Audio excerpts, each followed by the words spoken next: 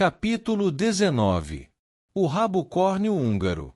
A perspectiva de conversar cara a cara com Sirius foi só o que sustentou Harry nos 15 dias seguintes, o único ponto luminoso em um horizonte que nunca lhe pareceu mais escuro. O choque de se ver no papel de campeão da escola agora já tinha diminuído um pouquinho, e o medo do que o aguardava estava começando a penetrar fundo em sua mente.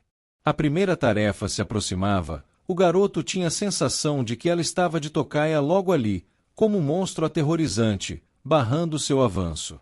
Nunca se sentiu tão nervoso, ultrapassava de muito qualquer sentimento que tinha experimentado antes de uma partida de quadribol, até mesmo a última contra a Sonserina, que decidiu quem ganharia a taça de quadribol. Harry estava achando difícil pensar no futuro, sentia que a sua vida inteira o conduziu à primeira tarefa, e nela terminaria.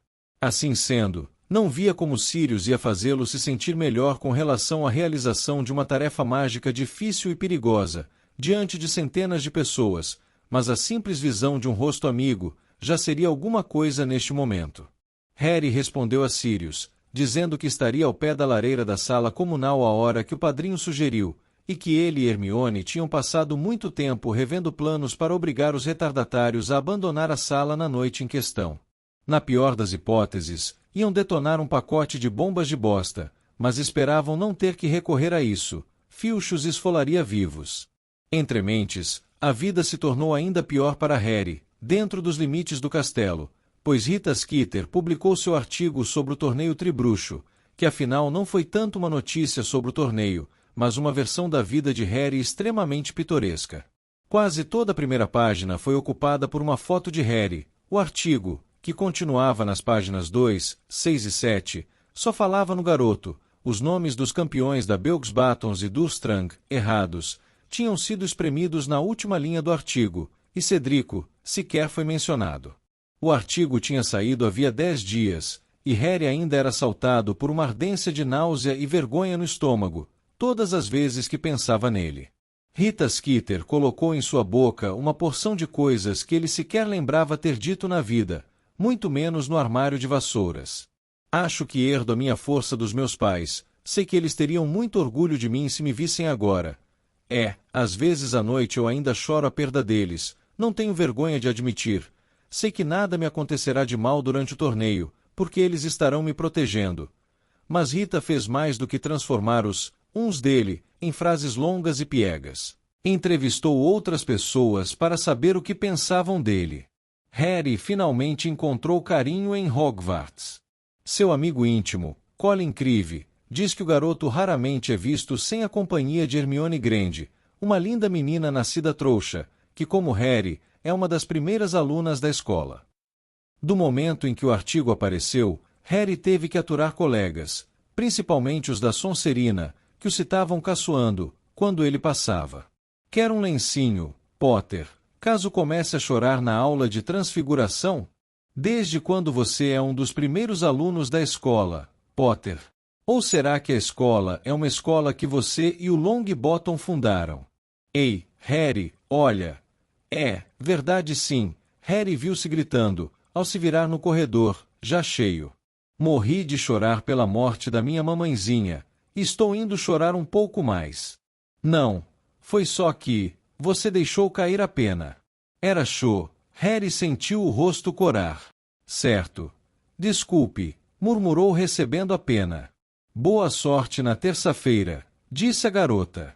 Espero sinceramente que você se dê bem. O que fez Harry se sentir extremamente idiota. Hermione também ganhou sua cota de aborrecimentos, mas ainda não começou a berrar com gente inocente. De fato, Harry enchia-se de admiração pela maneira com que a amiga estava enfrentando a situação. Linda! Ela! Gritou Pansy Parkinson com a voz esganiçada, a primeira vez que encontrou Hermione, depois que o artigo da Rita Skeeter foi publicado. Qual foi o padrão de beleza? Um esquilo. Não liga, disse Hermione com dignidade, erguendo a cabeça no ar e passando pelas garotas da Sonserina que zombavam, como se não as ouvisse. Simplesmente não liga, Harry. Mas Harry não conseguia se desligar. Rony não falava com ele desde o dia do recado sobre as detenções de Snape. Harry alimentava uma certa esperança, de que fizessem as pazes durante as 2 horas em que foram forçados a preparar conservas de miolos de ratos na masmorra, mas isto foi no dia em que o artigo de Rita Skeeter apareceu, o que parecia confirmar a crença de Rony, de que Harry estava realmente gostando de toda aquela atenção. Hermione estava furiosa com os dois, ia de um para outro, tentando forçá-los a se falarem, mas Harry permanecia inflexível, só voltaria a falar com Rony, se o amigo admitisse que ele não colocou o nome no cálice de fogo, e pedisse desculpas por tê-lo chamado de mentiroso. Não fui eu que comecei, disse Harry teimosamente, o problema é dele. Você sente falta dele, tornou Hermione impaciente. E eu sei que ele sente falta de você. Sinto falta dele? Eu não sinto falta dele. Mas isto era uma mentira deslavada. Harry gostava muito de Hermione, mas ela não era o mesmo que Rony. Havia muito menos risos e muito mais visitas à biblioteca, quando Hermione era sua melhor amiga. Harry ainda não tinha conseguido dominar os feitiços convocatórios, parecia ter desenvolvido uma espécie de bloqueio com relação a eles, e Hermione insistia que aprender a teoria ajudaria. Consequentemente, passavam mais tempo lendo livros durante a hora do almoço. Victor Krum passava um tempão na biblioteca, também, e Harry ficava imaginando o que é que ele andava fazendo. Estaria estudando ou procurando coisas que o ajudassem na primeira tarefa. Hermione muitas vezes se queixava de Krum estar ali, não que ele jamais os incomodasse, mas porque aparecia sempre um grupo de garotas, dando risadinhas bobas para espioná-lo atrás das estantes, e Hermione achava que aquele barulho a distraía. Ele nem ao menos é bonito, murmurava ela aborrecida, mirando de cara amarrada o perfil adunco de Krum. Elas só gostam dele porque é famoso. Não olhariam 2 vezes, se ele não fosse capaz de fazer aquele tal de fingimento Von que, finta de Vronsky, corrigiu Harry entre dentes.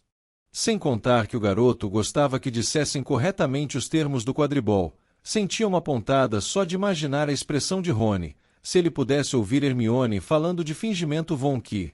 É uma coisa estranha, mas quando se está com medo de alguma coisa, e se daria tudo para retardar o tempo, ele tem o mau hábito de correr. Os dias que faltavam para a primeira tarefa pareciam passar como se alguém tivesse ajustado os relógios para trabalharem em velocidade dobrada. A sensação de pânico mal controlado que Harry tinha acompanhava-o para onde fosse, sempre presente como os comentários depreciativos sobre o artigo do Profeta Diário. No sábado que antecedeu a primeira tarefa, todos os estudantes do 3º ano, e acima, tiveram permissão para visitar o povoado de Hogsmeade.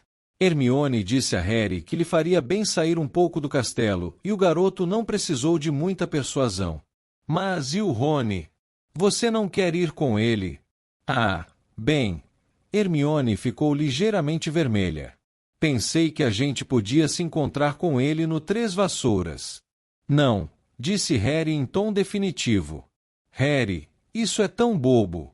Eu vou, mas não quero me encontrar com o Rony, e vou usar a minha capa da invisibilidade. Tudo bem, então, retorquiu Hermione, mas odeio falar com você naquela capa, nunca sei se estou olhando para você ou não. Então Harry vestiu a capa da invisibilidade no dormitório e tornou a descer, e juntos, ele e a amiga seguiram para Hogsmeade. Harry se sentiu maravilhosamente livre sob a capa, observou os estudantes que passavam por eles na entrada do povoado, a maioria usando distintivos, após Cedrico Diggory, mas, para variar, ninguém atirou piadas horríveis para ele, nem citou aquele artigo idiota. As pessoas não param de olhar para mim agora, reclamou Hermione, ao saírem mais tarde da Dedos de Mel, comendo uma grande quantidade de bombons recheados de creme. Acham que estou falando sozinha. Então não mexa tanto os lábios. Vai, por favor, tira um pouco a sua capa. Ninguém vai incomodar você aqui. Será? Então olha para trás. Rita Skeeter e seu amigo fotógrafo acabavam de sair do bar Três Vassouras. Conversavam em voz baixa e passaram por Hermione sem olhar para a garota. Harry se encostou à parede da Dedos de Mel para evitar que Rita Skeeter batesse nele, com a bolsa de crocodilo. Quando os dois se afastaram, Harry comentou, ela está hospedada no povoado, aposto como vai assistir à primeira tarefa. Ao dizer isso, Seu estômago foi inundado por uma onda de pânico derretido. Mas não disse nada. Ele e Hermione não tinham discutido muito o que o aguardava na primeira tarefa. Tinha a sensação de que a amiga não queria pensar no assunto. Ela já foi embora, disse Hermione olhando através de Harry, em direção à rua principal. Por que não vamos tomar uma cerveja amanteigada no Três Vassouras? Está um pouco frio, não está? Você não precisa falar com o Rony, acrescentou com irritação, interpretando corretamente o silêncio dele. O Três Vassouras estava lotado, principalmente com alunos de Hogwarts que aproveitavam a tarde livre, mas também com uma variedade de gente mágica, que Harry raramente via em outro lugar. Ele imaginava que, sendo Hogsmeade o único povoado inteiramente mágico da Grã-Bretanha, constituía uma espécie de refúgio para gente como as bruxas, que não gostavam tanto de se disfarçar quanto os bruxos. Era difícil caminhar entre muita gente com a capa da invisibilidade, pois se pisasse alguém sem querer, poderia provocar perguntas embaraçosas. Harry dirigiu-se com cautela a uma mesa vazia a um canto, e Hermione foi comprar as bebidas. Quando atravessava o bar, Harry viu Rony sentado com Fred, George e Lino Jordan. Resistindo ao impulso de dar um bom tranco na cabeça de Rony, ele finalmente chegou à mesa escolhida e se sentou. Hermione não demorou a se juntar a ele e lhe passou a cerveja por baixo da capa. Pareço uma idiota sentada aqui sozinha, resmungou ela. Por sorte, trouxe alguma coisa para fazer. E a garota puxou um caderno em que andava mantendo um registro dos participantes do FALE. Harry viu os nomes dele e de Rony no alto de uma pequena lista. Parecia que foi há muito tempo que tinham se sentado para fazer aquelas predições, juntos, e Hermione apareceu e os nomeou secretário e tesoureiro. Sabe, talvez eu deva tentar fazer alguns habitantes do povoado participarem do FALE, disse Hermione pensativa, dando uma olhada no bar. Certo. Harry tomou um gole da cerveja amanteigada embaixo da capa. Hermione, quando é que você vai desistir dessa história de FALE? Quando os elfos domésticos tiverem salários decentes e boas condições de trabalho. Sibilou ela em resposta. Sabe, eu estou começando a achar que chegou a hora de partir para uma ação mais direta. Como será que a gente chega à cozinha da escola? Não faço ideia. Pergunte ao Fred e ao Jorge, disse Harry. Hermione mergulhou num silêncio pensativo, enquanto Harry bebia a cerveja amanteigada, observando as pessoas no bar. Todas pareciam animadas e descontraídas.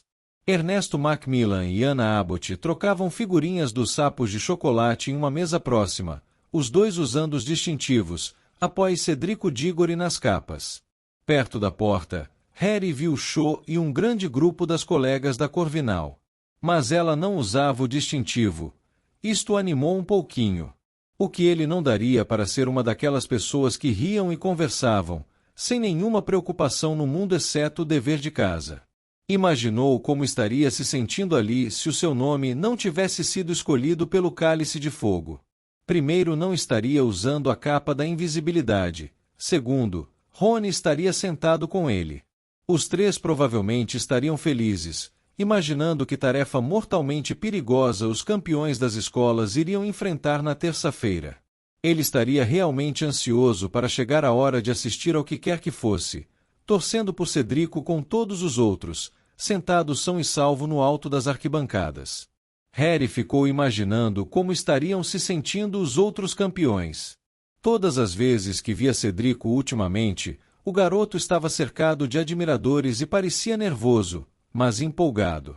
De vez em quando Harry via Fleur Delacour de relance nos corredores, tinha a mesma aparência de sempre, arrogante e imperturbável. E Krum simplesmente ficava sentado na biblioteca, examinando livros. Harry pensou em Sirius, e o nó apertado e tenso em seu peito pareceu afrouxar um pouquinho. Estaria falando com o padrinho, em pouco mais de 12 horas, pois aquela era a noite em que iam se encontrar na sala comunal, presumindo que nada saísse errado, como tudo mais ultimamente. Olha, é Hagrid, disse Hermione. Às costas da enorme cabeça peluda de Hagrid, graças a Deus ele tinha abandonado o novo penteado, sobressaía na aglomeração. Harry se perguntou por que não o teria visto logo, já que seu amigo era tão grande, mas se levantando cautelosamente, viu que Hagrid esteve curvado, conversando com o professor Moody. Tinha o costumeiro canecão diante dele, mas Moody bebia da garrafa de bolso. Madame Rosmerta, a bonita dona do bar, não parecia estar gostando muito disso, olhava enviesado para Moody, enquanto recolhia os copos das mesas ao redor dos dois homens. Talvez achasse que aquilo era um insulto ao seu quentão, mas Harry sabia a explicação. Moody contou à turma na última aula de defesa contra as artes das trevas, que ele sempre preferia preparar sua comida e bebida, pois era muito fácil para bruxos das trevas envenenarem um copo momentaneamente descuidado. Enquanto Harry observava, viu Hagrid e Moody se levantarem para sair. Ele acenou, depois se lembrou de que o amigo não podia vê-lo. Moody, porém, parou, seu olho mágico virado para o canto em que Harry estava.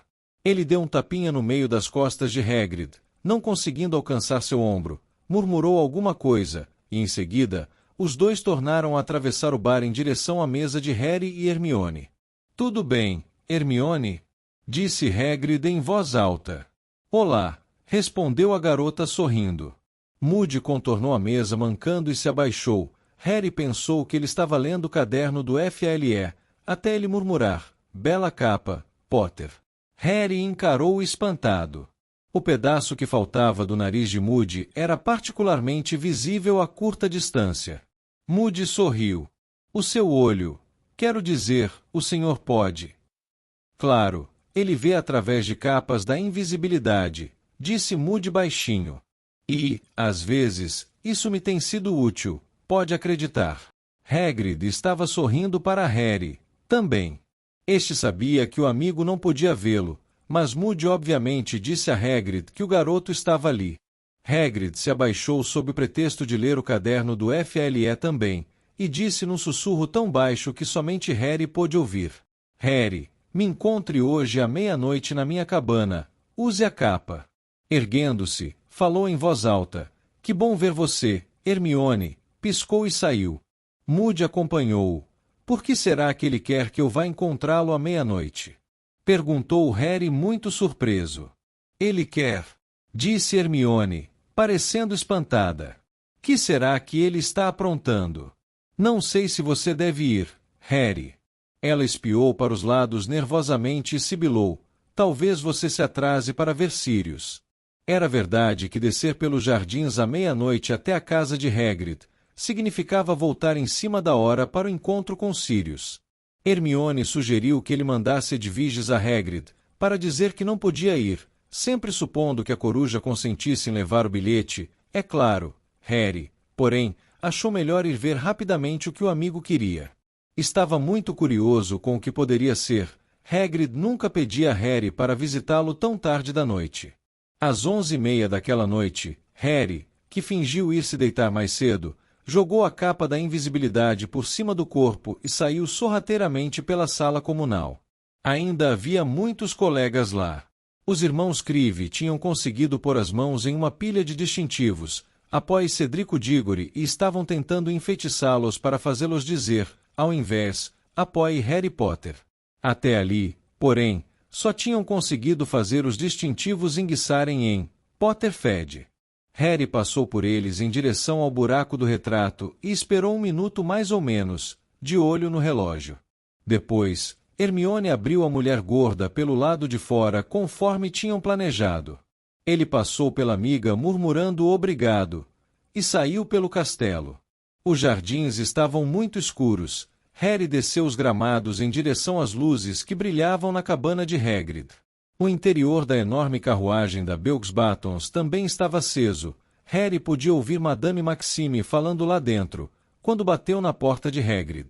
"Não é você aí, Harry?" sussurrou Hagrid, abrindo a porta e espiando para os lados.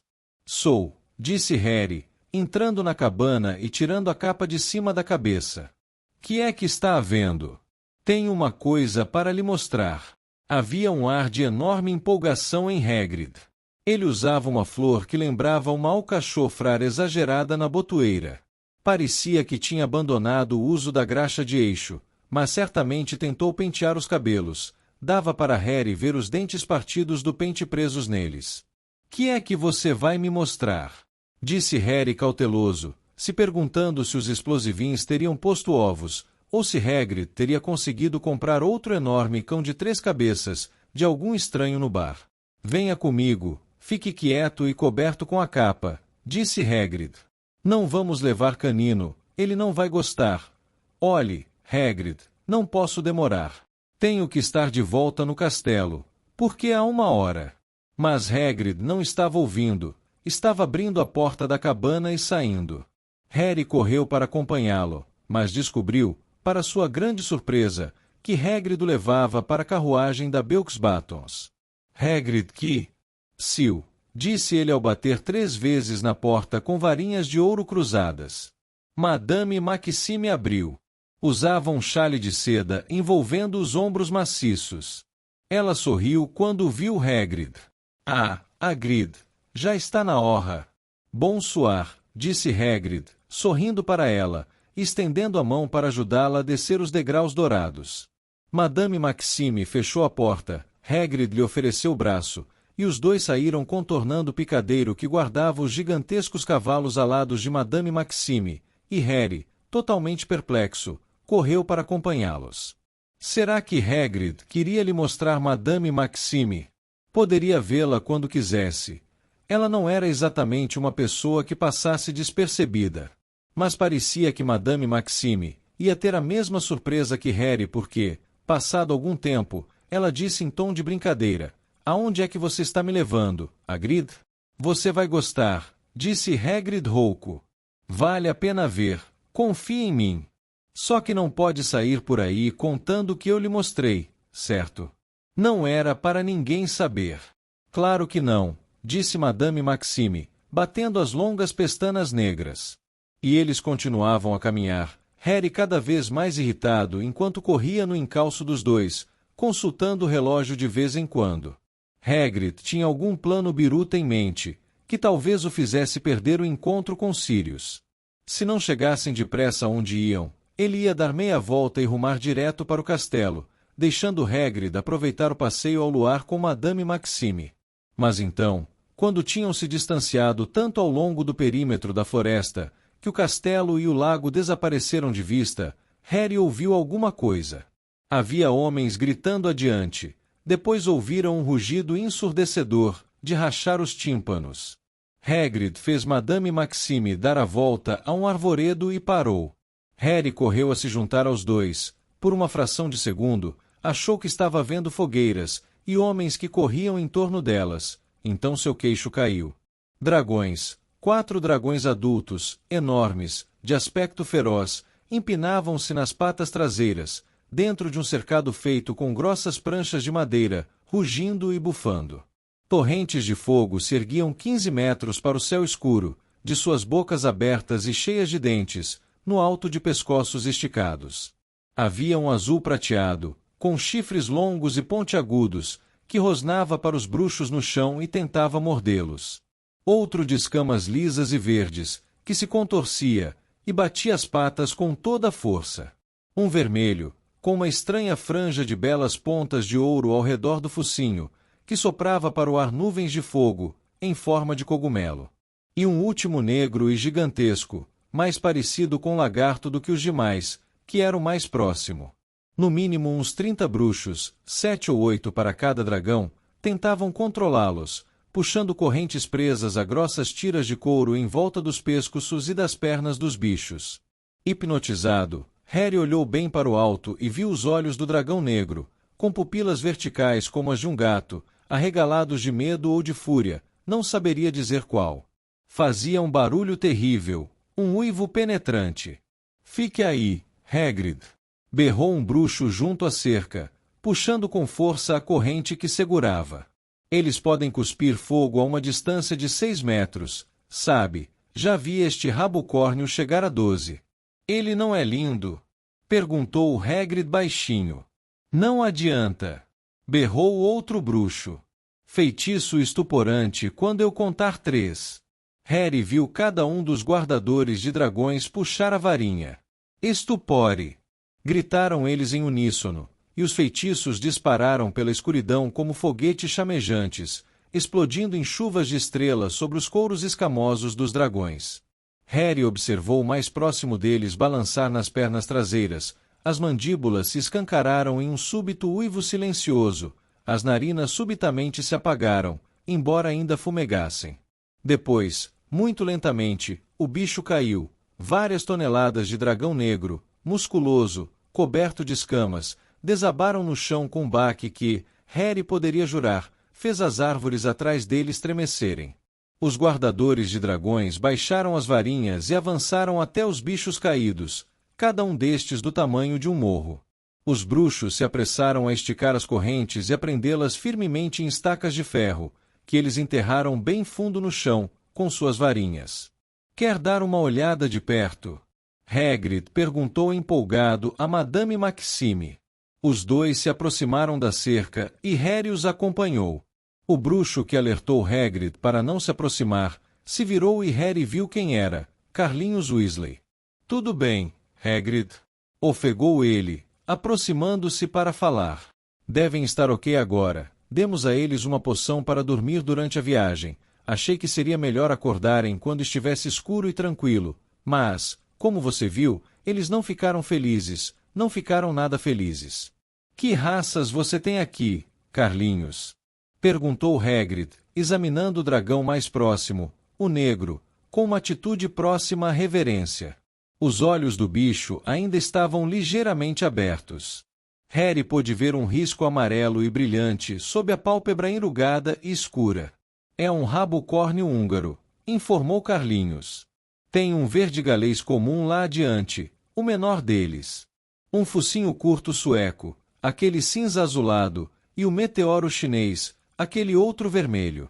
Carlinhos olhou para o lado. Madame Maxime estava caminhando ao longo do cercado, examinando os dragões estuporados. Eu não sabia que você ia trazer ela, Hagrid, disse Carlinhos franzindo a testa. Os campeões não podem saber o que os espera. Ela com certeza vai contar a campeã de Beaux-Batons, não vai? Só achei que ela gostaria de ver os dragões, respondeu Hagrid, encolhendo os ombros, ainda contemplando embevecidos dragões. Um encontro realmente romântico, Hagrid, comentou Carlinhos balançando a cabeça. 4. Contou Hagrid.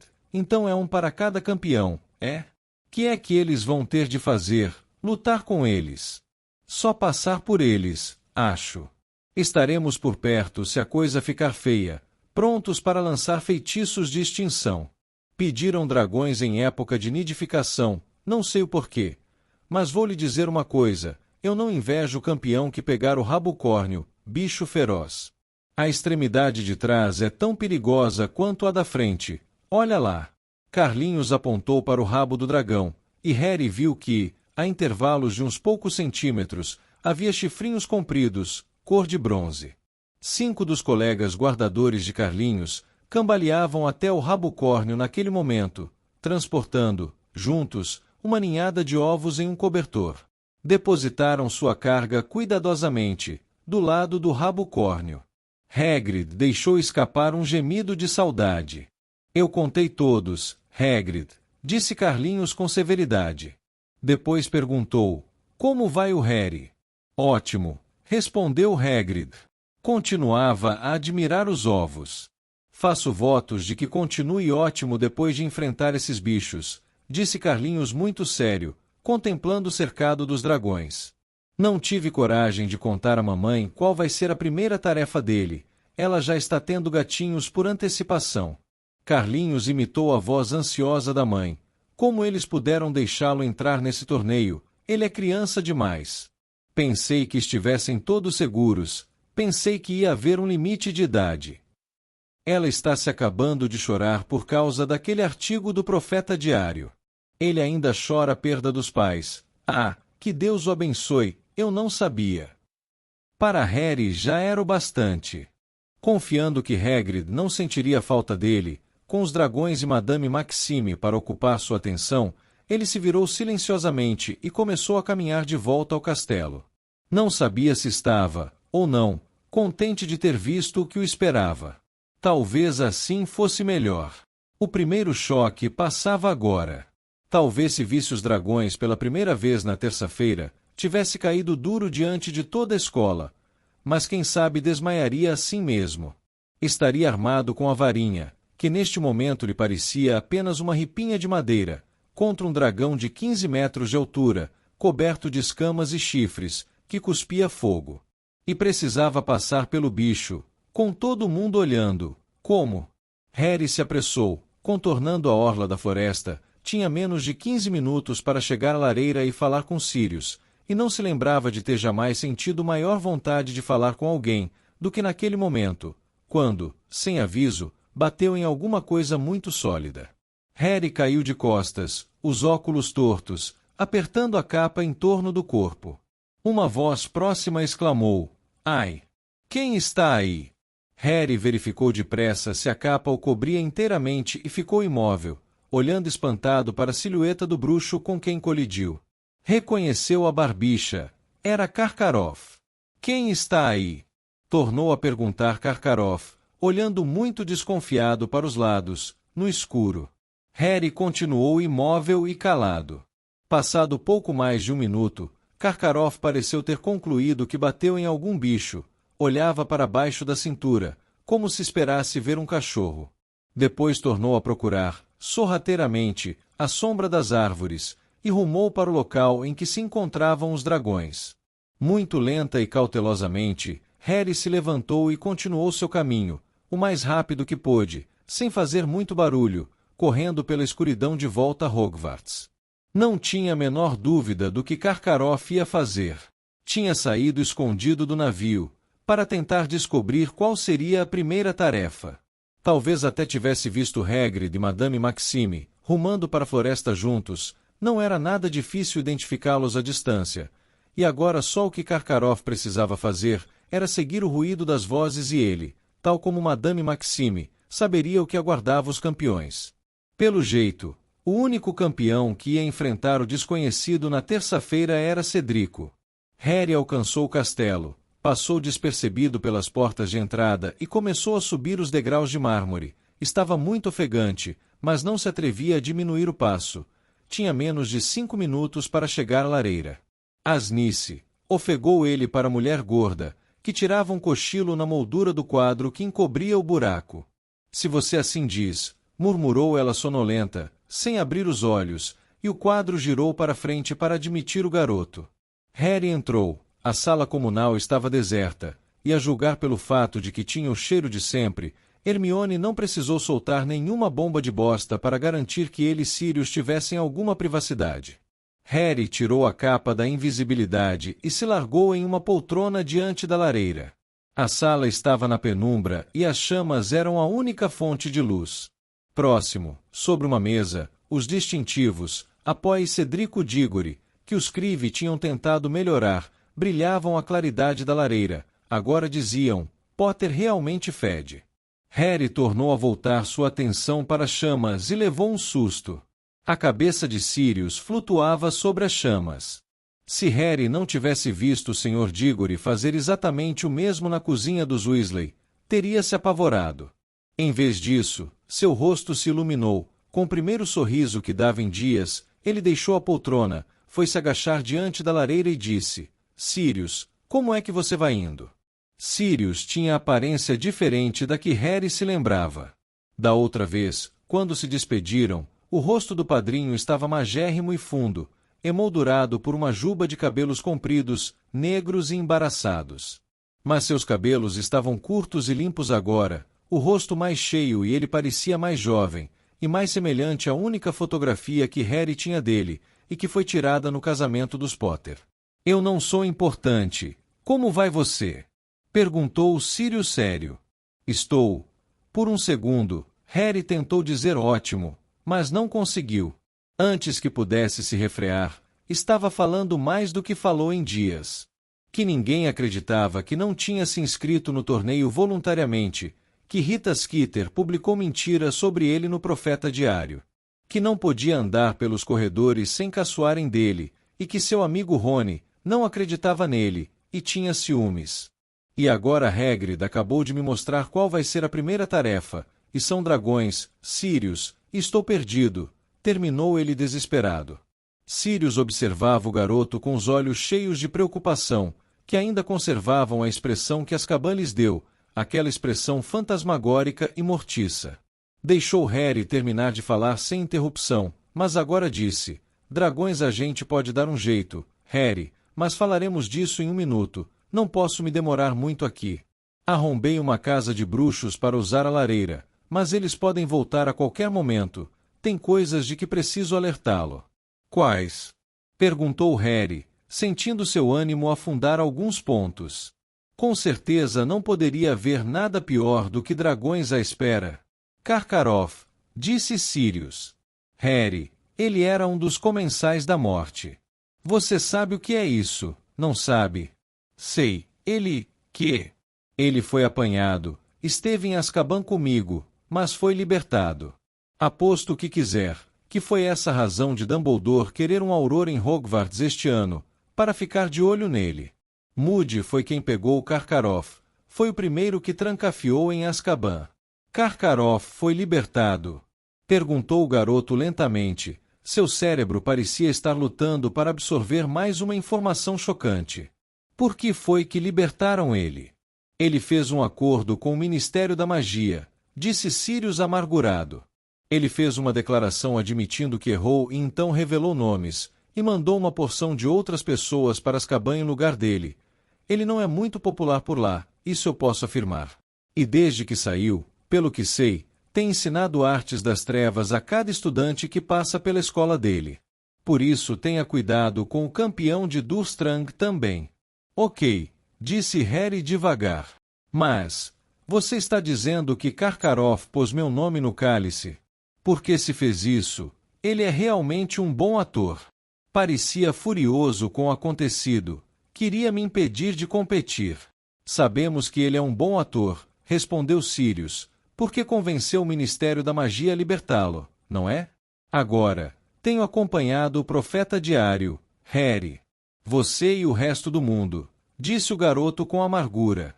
E lendo nas entrelinhas do artigo, que aquela tal de Skeeter publicou no mês passado, Moody foi atacado na véspera de se apresentar para trabalhar em Hogwarts. Sei que ela diz que foi mais um alarme falso, acrescentou Sirius depressa, ao ver Harry fazer menção de falar, mas tenho a impressão de que não foi. Acho que alguém tentou impedi-lo de chegar a Hogwarts.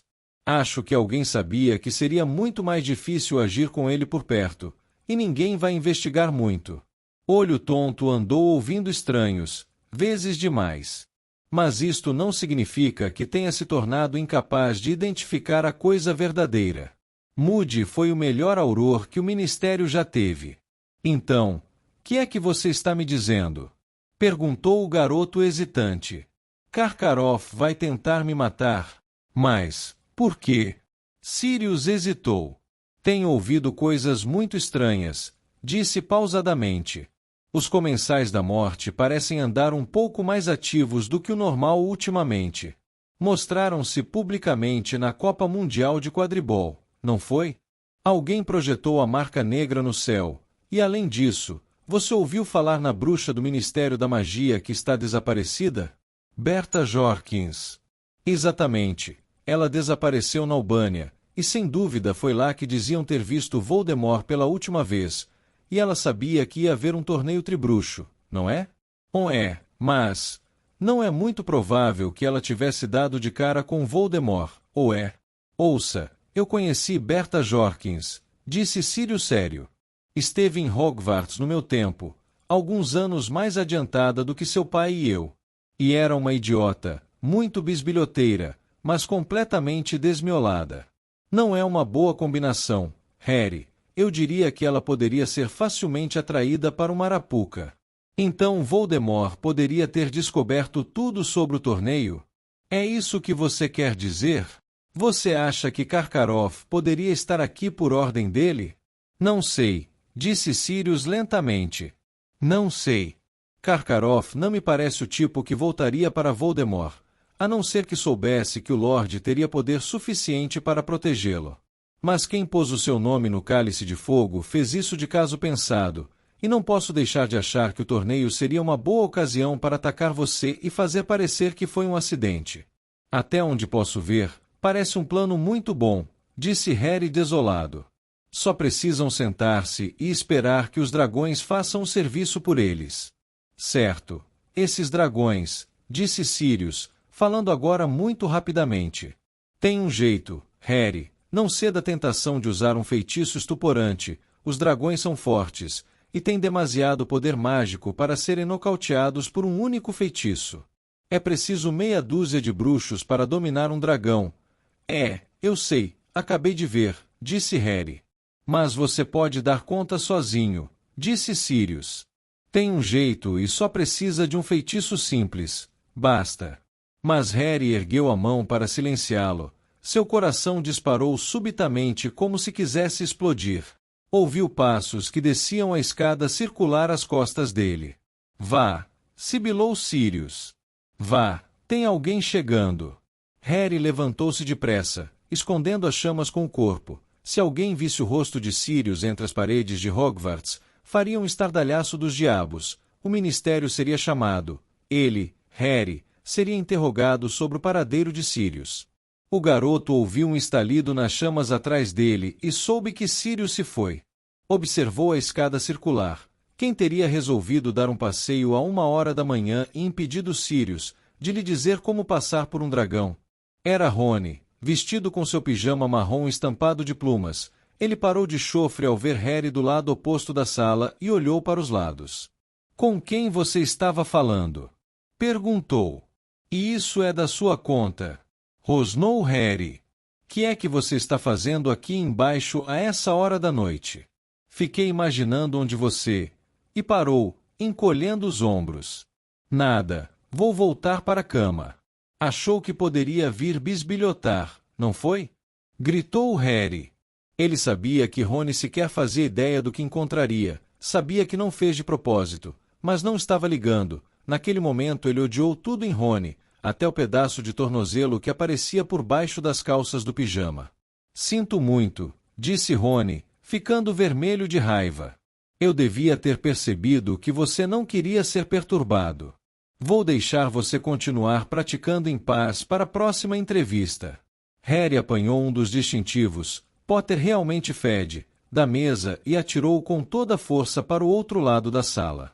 O distintivo acertou Rony na testa e ele cambaleou. Toma, disse Harry, uma coisa para você usar na terça-feira.